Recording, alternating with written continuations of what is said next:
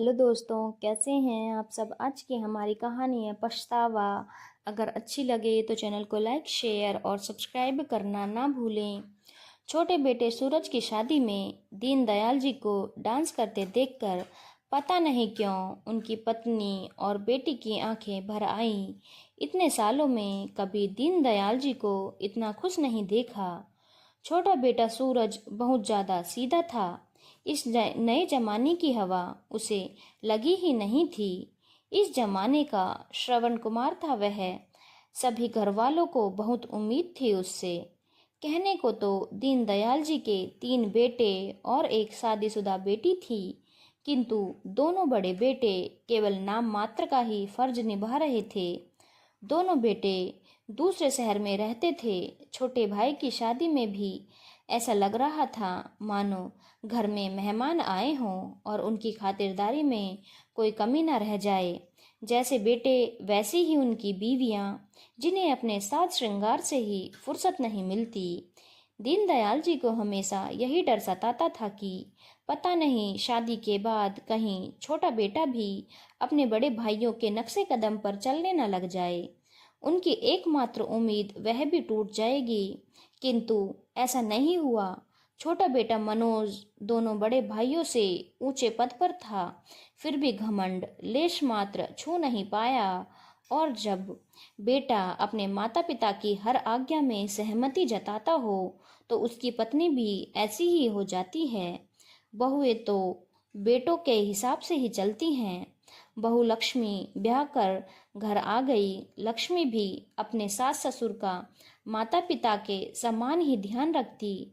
वैसे तो विशंबर जी के किसी बात की कोई कमी नहीं थी। शहर में उनका जाना माना नाम था, इज्जत थी। आखिरकार शहर के सबसे बड़े वकील थे वह। किंतु उनकी एक ही इच्छा होती थी कि वह अपनी बहू के हाथ की गर्मा गर्म रोटियां और दिन में 1 कप कॉफी पिए। लक्ष्मी भी सास ससुर का हर चीज का ध्यान रखती, किंतु अब दोनों बड़ी बहुओं को यह डर सताने लगा कहीं ऐसा न हो लक्ष्मी अपने सास ससुर की सेवा के बदले उनकी सारी प्रॉपर्टी अपने नाम करवा ले। एक दिन बड़ी बहू ने लक्ष्मी को फोन किया और कहने लगी, अरे लक्ष्मी, तू आज के जमाने की लड़की होकर भी बड़े बूढ़ों लोगों के साथ रहती हो। हमें देखो, हम कितने आराम से अपनी जिंदगी जीते हैं। कोई रोकने टोकने वाला नहीं। अपने पैसों को जैसे चाहो वैसे उड़ाओ, मौज करो। तुम तो उनकी सेवा ही करती रह जाओगी। अगले दिन फिर दूसरी बहू का फोन आया। उसने भी ऐसी ही बातें करी। अब आए दिन दोनों बहुएं लक्ष्मी को अपने सास ससुर के खिलाफ भड़काती रहती। अरे, हम भी तो इसीलिए अलग हुए थे घर से, क्योंकि वहां पर हमारी तो आज़ादी छीन गई थी। हर समय बस बहू यह कर दो, बहू वह कर दो, जैसे बहू नहीं मशीन हो। कहीं भी आने जाने की कोई आज़ादी नहीं। तब लक्ष्मी को लगने लगा कि दोनों भाभियां सही कह रही हैं। वैसे तो मम्मी पापा जी मुझे कभी किसी चीज़ की मना नहीं करते, ना ही कहीं आने जाने की, ना अपनी मर्जी से रहने की। किंतु अलग रहने के तो मजे कुछ और ही हैं। और बार बार अगर कोई आपसे एक ही बात करे तो वह बात सच प्रतीत होने लगती है। और यही फिर लक्ष्मी के साथ होने लगा। अब जैसे ही दीनदयाल जी लक्ष्मी को किसी काम के लिए आवाज लगाते, वह जाती ही नहीं और बिना कारण ही उसने घर में एक बोझिल सा माहौल पैदा कर दिया। सूरज उसे बहुत समझाता कि तुम दोनों भाभियों की बातों में आकर क्यों अपनी जिंदगी सत्यानाश करने पर तुली हो। पर उसको तो लगता था अलग रहने में ही जिंदगी के मजे हैं। क्या मैं जिंदगी भर उनकी सेवा करती ही मर जाऊंगी।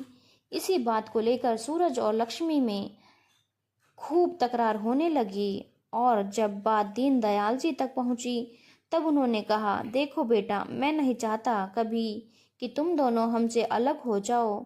हमने तुम्हें किसी बात की कभी कोई मना ही नहीं की।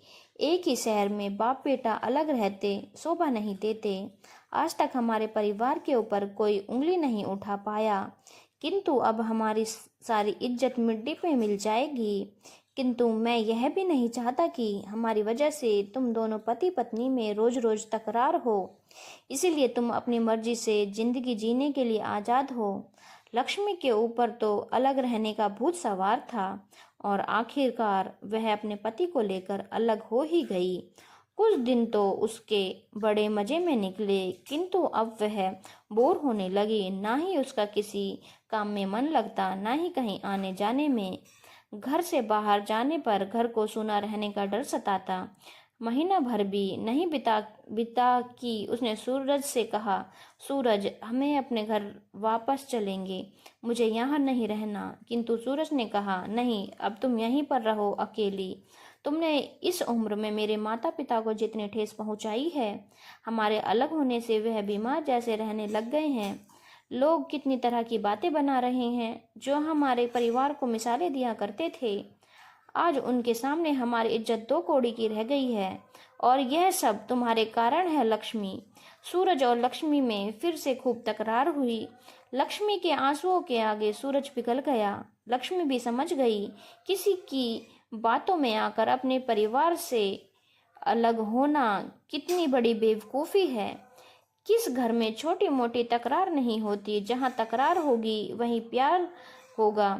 और यह बात लक्ष्मी के समझ में आ गई थी। आज दीनदयाल जी अपने बेटे बहू को अचानक अपने सामने देखकर आश्चर्यचकित रह गए और उन्होंने अपनी पत्नी को आवाज लगाई, देखो हमारे बच्चे वापस आ गए। तब लक्ष्मी उनके पैरों में पड़ते हुए बोली, पापा जी, मम्मी जी, मुझे माफ़ कर दीजिए। मेरी नासमझी की वजह से आपको अपने बेटे से दूर रहना पड़ा, किंतु मुझे अब समझ में आ गया है परिवार का महत्व।